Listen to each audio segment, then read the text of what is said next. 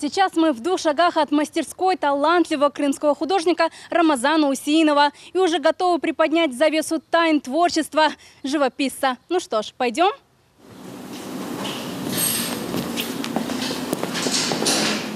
Вот она, святая святых, мастерская. Именно здесь создаются удивительные полотна.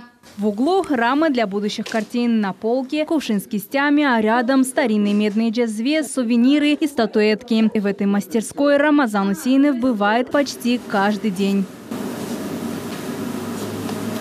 Крымско-татарский живописец Рамазан Усеинов – известный мастер. Он член Союза художников, лауреат премии Республики Крым. Во всех работах мастера отразилась общая судьба его народа. Если на холсте, то я пишу только маслом. Я акрил не понимаю, потому что масло – это все-таки живое.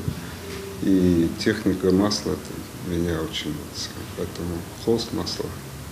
Художник, он без своего индивидуального почерка, он может просто, никому не нужен.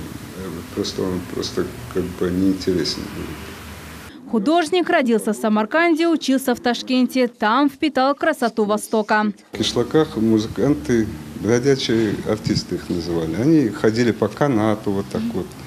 Были клоуны всякие. Вот они бездомные, вот так и гуляли по всей Средней Азии. Я вот это образ вот таким, то есть это как я вижу как художник. В этой мастерской находится около 100 полотен. Все они выполнены в различных жанрах, техниках и стилях масляной живописи.